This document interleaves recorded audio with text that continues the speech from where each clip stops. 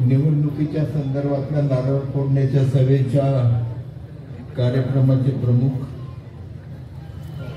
आमदार राहुल दादा, नगराध्यक्षपदाच्या उमेदवार मोनाली वीर, मंचावरील सर्व पक्षाचे प्रमुख कार्यकर्ते, त्याचबरोबर सर्व उमेदवार, सर्व कार्यकर्ते आणि खास करून आमच्या या आजच्या कार्यक्रमासाठी उपस्थित असणारा जनसमुदाय, मी सगळ्यांचं पहिल्यांदा मनपूर्वक आभार मानेन की आपण सर्वजण आमच्यावर प्रेम करून उपस्थित राहिलात। खास करून पत्रकारांचे देखील मी आभार मानेन की सर्वजण शेवटपर्यंत अगदी सुरुवातीमध्ये शहर आहे, पुढे गेले की रेल्वे, पुन्हा शहर, पुन्हा SRP, पुन्हा शहर, अशा पद्धतीचं विचित्र असणारं आपलं गाव असताना देखील त्या ठिकाणचं विजन नजरेसमोर ठेवून काहीतरी करण्याचं उद्दिष्ट दादांनी या ठिकाणी ठेवल्यानंतर शासनाच्या मदतीतनं पाहिजे तेवढा निधी उपलब्ध करून एक एक कामाचा सपाटा या ठिकाणी लावला, हे कुठेही नाकारता येत नाही। आणि त्याचं उदाहरणच पाहायचं असेल तर क्रीडा स्कूलसाठी जागा मिळत नव्हती आणि कृषी खात्याची जागा त्यांच्या बुद्धीचा वापर करून त्यांनी मिळवली। नुसती कृषी खात्याची जागा मिळवली नाही तर ती जागा मिळवून क्रीडा स्कूल तर केलं, पण नगरपालिकेसाठी नाट्यगृहासाठी सुद्धा जागा त्याच्यामध्ये उपलब्ध करून दिली। म्हणजे एका दगडात दोन पक्षी मारण्याचं काम आपल्या बुद्धिमत्तेच्या जोरावर दादांनी केलं, हे नाकारता येत नाही।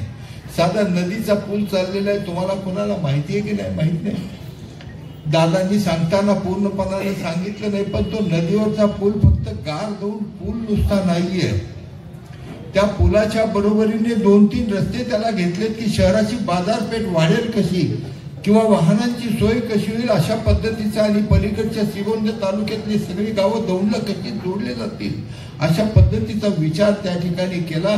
त्या पुलाचं काम प्रत्यक्षामध्ये सुरू झालं। हे पुलाचं काम फक्त त्या ठिकाणी घेतलेलं नाहीये, तर त्या ठिकाणी बोटिंगची सुद्धा मान्यता नगरपालिकेला मिळाली, गार्डनची सुद्धा मान्यता मिळाली आणि स्मशानभूमीच्या त्या ठिकाणी दशक्रिया घाटाची सुद्धा परवानगी त्या ठिकाणी मिळाली। मला एक सांगा, मी साधा प्रश्न विचारतो, आपण सगळं ऐकत राहिला, दादा फक्त कोटी कोटी कोटी कोटी सांगत गेले, कोणाच्या तरी डोक्यात आलंय का की किती कोटी रुपये या ठिकाणी आले असतील आणि एवढा निधी आजपर्यंतच्या जेवढेही कोणी आमदार झाले असतील त्यांनी कधी दौंड शहराला आणलेला आहे का, हा सगळ्यात महत्वाचा प्रश्न आहे। आणि त्या ठिकाणी जर दादांनी त्यांच्या प्रयत्नातनं एवढा निधी आणलाय तर मला वाटतं निवडणुकीसाठी कोणाला आवाहन करण्याची गरज आहे की नाही हीच मला शंका येते, कारण ही गरज मला वाटत नाही। जो कामसू माणूस आहे, जो काम करण्याची जिद्द नजरेसमोर ठेवतोय, शहराचा पूर्णपणाने कायापालट करण्याचा विचार तो करतोय, त्यावेळेस त्याच्या मनाशी असणाऱ्या योजना किती वेगवेगळ्या प्रकारच्या असतील। ठीक आहे, आम्ही समन्वयाने बसतो, तुम्ही पहा ना उमेदवारी देताना सुद्धा अगदी सगळ्याला जवळपास दिली। आश्चर्य सांगतो तुम्हाला, माझ्या एका कट्टर विरोधकाला सुद्धा आम्ही उमेदवारी दिली आहे। कट्टर विरोधक आहे, जो रोज उपोषणाला बसतो, कपडे काढून उपोषणाला माझ्या विरोधात बसतो, पण त्याला उमेदवारी आम्ही दिली। त्याचं कारण सांगतो की त्याचा समाज सुद्धा मोठा आहे, गरीब समाज आहे, होतकरू समाज आहे, आणि त्याचं तो जर काम करत असेल तर त्याला महत्व देण्याची जबाबदारी देखील आमची त्या ठिकाणी आहे। आणि म्हणून विनायक माने सारखा उमेदवार सुद्धा आम्ही त्या ठिकाणी उभा केला। आम्ही विरोधाची पर्वा नाही केली तर कामाची पर्वा त्या ठिकाणी केली, त्या समाजाच्या उपेक्षित असणाऱ्या समाजाची त्या ठिकाणी पर्वा आम्ही केलेली आहे आणि म्हणून त्या ठिकाणी उमेदवारी दिली।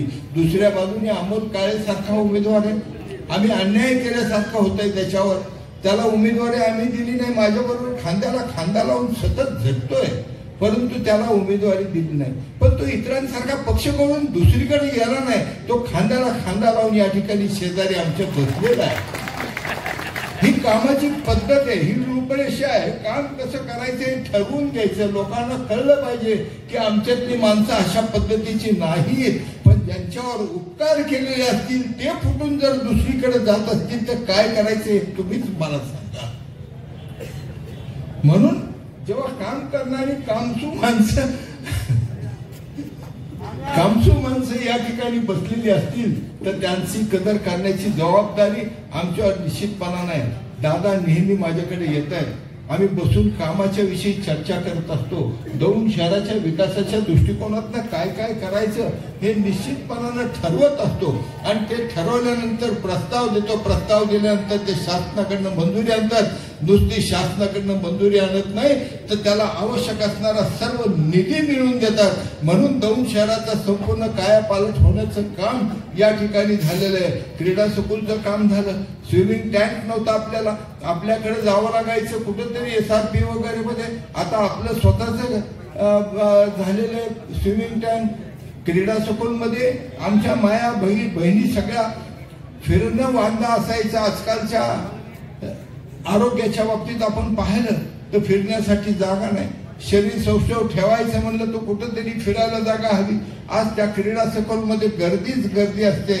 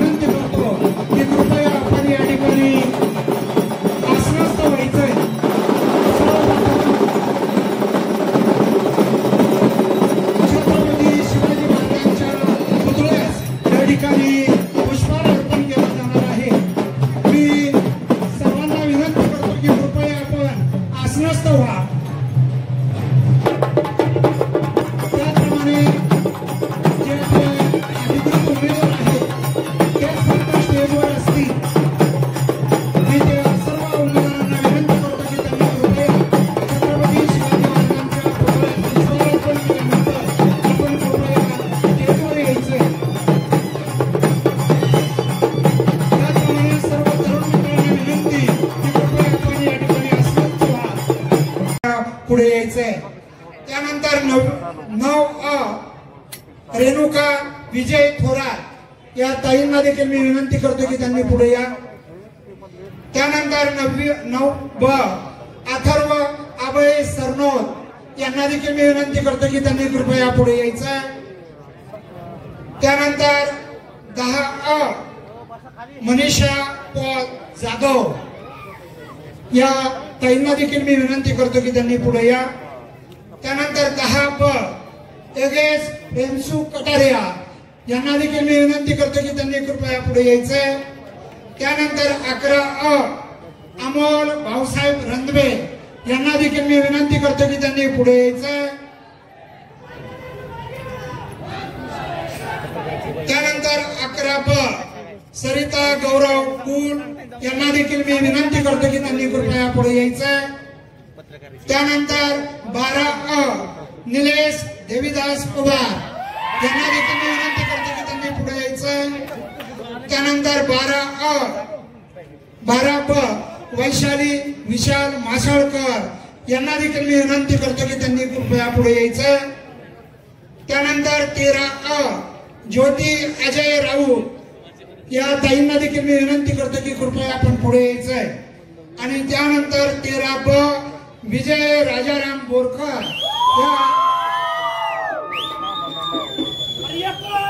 त्याप्रमाणे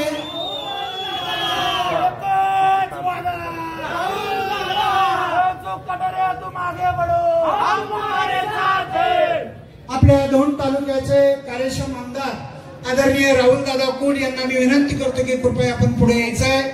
त्याचप्रमाणे या दौंड शहराचे सर्व आणि आपल्या सर्वांचे मार्गदर्शक आदरणीय प्रेमसुखजी कटारिया साहेब यांना देखील मी विनंती करतो की कृपया आपण पुढे यायचंय. त्याचप्रमाणे विविध संघटनाचे सर्व पदाधिकारी यांना देखील मी विनंती करतो की कृपया आपण पुढे यायचंय. या ठिकाणी आज आपल्या नागरिक हित संरक्षण मंडळ घेता सन्माननीय व्यासपीठ आणि नगरसेवक पदासाठी ज्यांनी आपले उमेदवार भरलेत असे नगराध्यक्ष व त्यांचे 26 सहकारी या सर्वांना मी हार्दिक अशा शुभेच्छा देतो येणाऱ्या निवडणुकीला. मी जास्त काय बोलणार नाही. आमदार राहुलदादा कुल आणि प्रेमसिंगजी कटारिया यांच्या नेतृत्वाखाली सर्व तळागाळातील अतिशय गोर गरीब अल्पसंख्याक मागासवर्गीय मुस्लिम समाज असेल, जैन समाज असेल, सिंधी समाज असेल, सर्वात खालच्या स्तराचे जे लोक आहेत की आर्थिक दृष्ट्या जे लोक एकदम असे मिडल क्लास आहेत, अशा सगळ्या लोकांना घेऊन ह्या शहराचं एक आगळं वेगळं विकासाचं मॉडेल विजन घेऊन आमदार राहुल कुल निघालेले आहेत. सर्वांना मी काय दादांविषयी सांगणार नाही की दादाच्या कामकाजाची पद्धत काय, राज्यात आणि केंद्रात असलेल्या सरकारचा दादा कसा फायदा करून घेतात, कशापाशी पद्धतीने निधी येतो, ही सगळी माहिती इथल्या साध्या साध्या छोट्या छोट्या मुलांपासून तरुणांपासून वयोवृद्ध माता भगिनींना माहिती आहे. त्याविषयी मी खोलात जाणार नाही.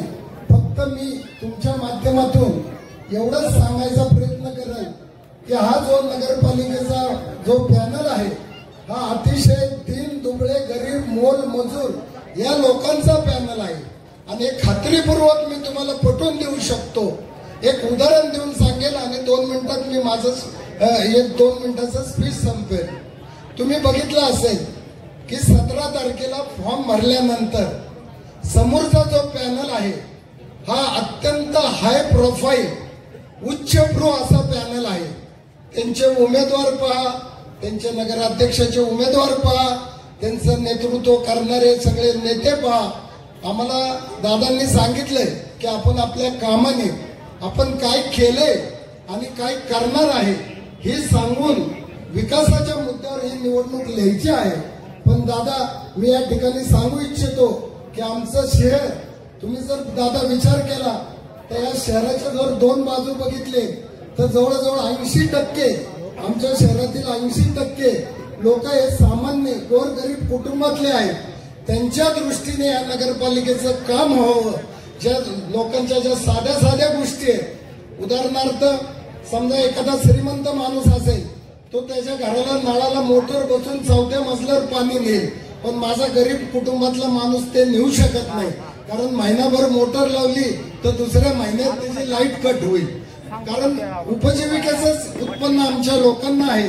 आणि समोरच्या पॅनलचा तुम्ही प्रचार जे मी मगाशी म्हटलं की प्रचाराची सुरुवात तुम्ही रील क्लिपा पाहिल्या असेल तर त्यांनी अतिशय शहरातील उच्चभ्रू लोकांच्या पासून केली. त्यांनी जेव्हा या शहराचं नेतृत्व करण्याचं स्वीकारलं तेव्हा त्यांच्या मनात माझ्यासारख्या कार्यकर्त्याला जाणीव झाली की यांना या शहराची परिस्थिती समजलेली नाही. या शहरामधले लोक कुठल्या पद्धतीचे, या शहराचा स्तर काय आहे, या शहरातलं कुटुंब कोणत्या अवस्थेत जगतं ही जर त्यांच्या मनात जाणीव असली असती तर ना प्रचाराचा फॉर्म भरल्या असता सर्वात प्रथम माझ्या वडार गल्लीत गेले असते, सर्वात प्रथम माझ्या वलार गल्लीत प्रचाराला गेले असते, सर्वात प्रथम माझ्या भीमनगर मध्ये प्रचाराला गेले असते. पण हे न करता जिथं संपन्न लोक आहेत या ठिकाणाहून प्रचार केला. यावरून त्यांची मानसिकता दिसते. म्हणून मी एवढंच या उदाहरणावरून सांगेल की समोरचा पॅनल हा उच्च प्रभू पॅनल आहे. दादा आणि शेठ तळागाळातल्या लोकांना घेऊन काम करतात. गेली 15-20 वर्ष दोघेही त्याच पद्धतीने काम करतात. येणाऱ्या काळात जर शहराचा विकास करायचा असेल तर तळागाळातल्या गोरगरीब जनतेची जाण असणाऱ्या माणसाकडे या शहराचं नेतृत्व द्यावं आणि ते आपले आशीर्वाद त्या रूपाने द्यावे अशी विनंती करतो. आणि आमच्या नगराध्यक्षासहित सर्व 26 मतदारांना आपलं मत देऊन प्रचंड मताने विजय करावं अशी आपल्या चरणी प्रार्थना करतो आणि थांबतो. जय हिंद, जय भीम, जय महाराष्ट्र, जय शिवराय. सुमित सोनवणे यांना मी विनंती करतो की त्यांनी आपलं या ठिकाणी मनोगत व्यक्त करावं. अमित सोनवणे.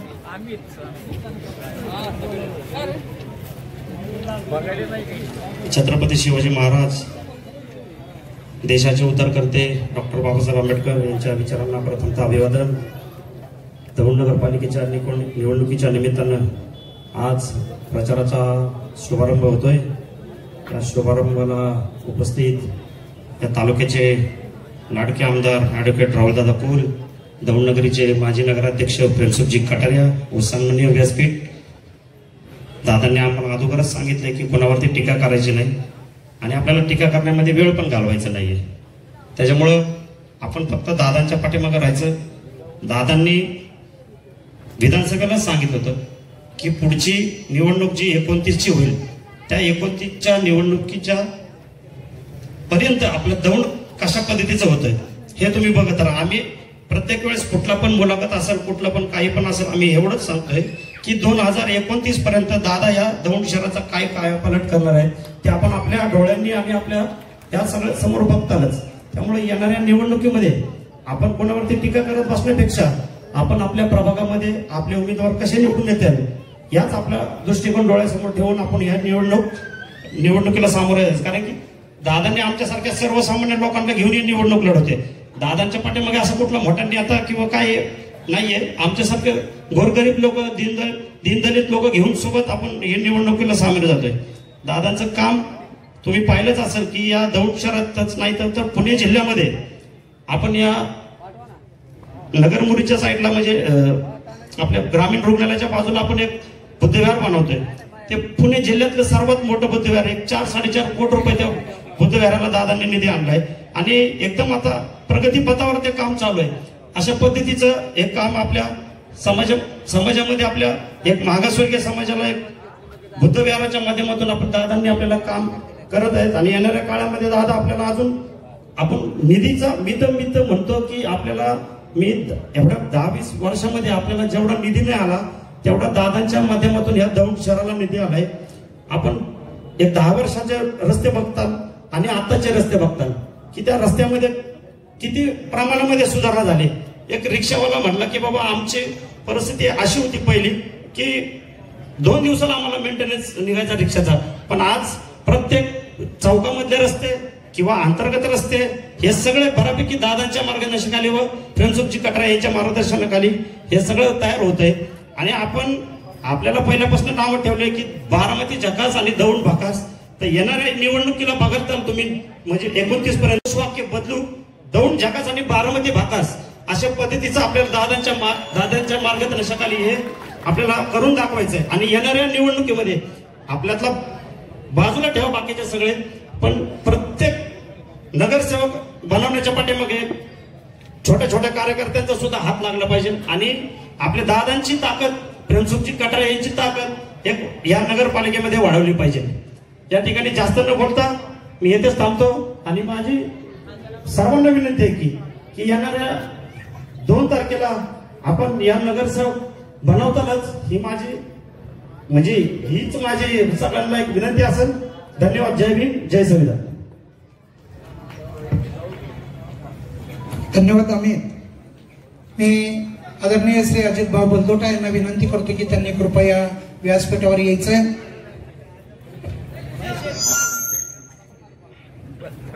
करून आज या ठिकाणी नागरिक हित संरक्षण मंडळ RPI युतीच्या माध्यमातून या ठिकाणी दौंड नगरपालिकेच्या निवडणुकीला सामोरे जात असताना आज या ठिकाणी या पॅनेलने माझ्या माहितीप्रमाणे मुस्लिम समाजाला यावेळेस 6 ठिकाणी प्रतिनिधित्व दिलेले आहे. आणि या ठिकाणी विनायक माने, या ठिकाणी सुरेंद्र देवकर यांना देखील या ठिकाणी समाविष्ट करून घेतलेला आहे. समोरच्या पॅनेलने त्या विनायक मानेला म्हणायचं अरे बाबा 20 लाख रुपये आहे का तर तू निवडणुकीला उभे राहा, असा त्यांचा दौंड शहराचा अध्यक्ष कोण असेल तो सारखाच म्हणायचा. मग मी त्याला म्हटलं हे बाबा शेठने त्याला म्हटलं की बाबा तू माझ्या जवळ ये, तुला काही पाहिजे ती करून मी तुझी त्या ठिकाणी उमेदवारी जाहीर करतो. असे बरेच ठिकाणी उमेदवार जाहीर केलेले आहेत. आणि या ठिकाणी उद्याच्या 3 तारखेला या पॅनेलला चांगल्या प्रकारे या ठिकाणी घवघवीत असं यश मिळणार आहे. आमचे मित्र सतीश थोरात पश्चिम महाराष्ट्राचे RPIचे अध्यक्ष आहेत, त्यांच्या मातोश्री या ठिकाणी त्यांना देखील त्यांनी उमेदवार दिलेले आहे. वसीमबाई शेख असतील, या ठिकाणी सर्वच चांगल्या प्रकारचे तुल्यबळ असे उमेदवार या ठिकाणी या पॅनेलने दिल्याबद्दल मी त्यांचं अभिनंदन करतो. आणि जाता जाता जास्त वेळ झालेला आहे, या ठिकाणी रोहित राजेश पाटील हा जवान पोरगा देखील या ठिकाणी त्यांनी उमेदवार दिलाय. असे बरेच चांगले नगराध्यक्ष सुद्धा चांगले आहेत, सुशिक्षित आहेत. सर्व पॅनेलला चांगल्या पद्धतीने त्यांनी या ठिकाणी दिल्याबद्दल मी त्यांचं अभिनंदन करतो. आणि मला एक डायलॉग सुचलाय, तेवढा मारून मी माझे 2 शब्द संपवणार आहेत. भीमा नदीच्या कडेला आहे एक गाव, भीमा नदीच्या कडेला आहे एक गाव, ते दौंड तालुक्यात एक गाव, दौंड शहर आहे त्याचं नाव. त्या ठिकाणी राहतात रंक आणि राव, परंतु राहुल दादांनी विरोधकांना कधीच दिला नाही भाव. राहुल दादांनी विरोधकांना कधीच दिला नाही भाऊ. म्हणूनच देवेंद्र फडणवीसच्या तोंडात दादा तुमचं आहे नाव. तुमच्या कार्याचा लागला नाही कुणाला ठाव, तुमच्या कार्याचा लागला नाही कुणाला ठाव. म्हणूनच दौंड शहरातल्या मतदाराच्या तोंडात काय ते कोल चाचा आणि आब्बा तुमचंच आहे नाव, तुमचंच आहे नाव.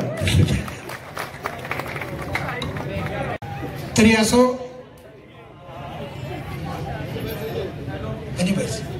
त्याचप्रमाणे गणिबाई सय्यद यांना मी विनंती करतो की त्यांनी कृपया या व्यासपीठावर यायचं आहे. डॉक्टर बाबासाहेब आंबेडकर, महात्मा ज्योतिराव फुले, राजमाता अहिल्यादेवी होळकर, लोकशाहीर अण्णाभाऊ साठे यांना वंदन करते. प्रथमतः नागरिक हित संरक्षण मंडळ विकास आघाडीचे जे नगराध्यक्ष पदाची उमेदवारी तुम्ही सर्वांनी मला दिली, आपले लाडके नेते आमदार राहुलदादा कुल, तसेच आपले मार्गदर्शक प्रेमसुखजी कटारिया यांनी मला ही उमेदवारी दिली. त्याप्रमाणे नागरिक संरक्षणचे अध्यक्ष आमचे वडिलांसारखे मार्गदर्शक प्रेमसुखजी कटारिया, तसेच भारतीय जनता पार्टी, RPI आठवले साहेब गट, PRP कवाडे साहेब गट व सामान्य सर्व मित्र पक्षांच्या पदाधिकाऱ्यांचे मी आभार मानते. मी सर्वसामान्य कुटुंबातून आले. इथली बरीच जनता मला लहानपणापासून बघत आहे. माझा जन्म, माझा कर्म सर्व दौंडमध्ये झालेले आहेत. त्यामुळे दौंडकरांच्या समस्या मी खूप जवळून पाहिल्यात. दौंडकरांमध्ये सर्व जे जाती, रूढी, परंपरा ज्या चालत आलेल्या आहेत त्या सर्व मी जवळून पाहिलेल्या आहेत. त्यामुळे ह्या सर्व समाज घटकांची मला सेवा करायची आहे, तुमची सेवा करायची आहे. त्यामुळे तुम्ही मला मतरूपी आशीर्वाद द्यावा अशी मी तुम्हाला विनंती करते. ज्या गाळातळातील जे दीनदयाळ आहेत, जे गोरगरीब आहेत, ज्यांच्यापासून आपल्या नगरपालिकेची जी योजना पोहोचलेल्या नाहीयेत, त्या सर्वांपर्यंत ती योजना पोहोचवायचं आहे. सर्वांचा सर्वांगीण विकास करायचा आहे. यासाठी मला आपले राहुलदादा कुल, तसेच आपले मार्गदर्शक प्रेमसुखजी कटारिया यांचंही मार्गदर्शन मिळणार आहे. आणि तसेच माझं कुटुंब जे वीर आणि कुलते हे तर समाजकार्यात अग्रेसर असतातच, त्यांचंही मला मार्गदर्शन मिळणार आहे. आणि ह्या सर्वांचं मार्गदर्शन घेऊन मला हा विकास करायचा आहे. आणि या विकासासाठी मला तुमच्या सर्वांची साथ हवी आहे. जर तुम्ही मला मतरूपी आशीर्वाद दिला तर मी नक्कीच काहीतरी करून दाखवेल. आणि मला विश्वास आहे की तुम्ही मला हा आशीर्वाद नक्की देणार आहे. आणि मीही तुम्हाला आश्वासन देते की मी तुमचा विश्वास कधीच तोडणार नाही. धन्यवाद.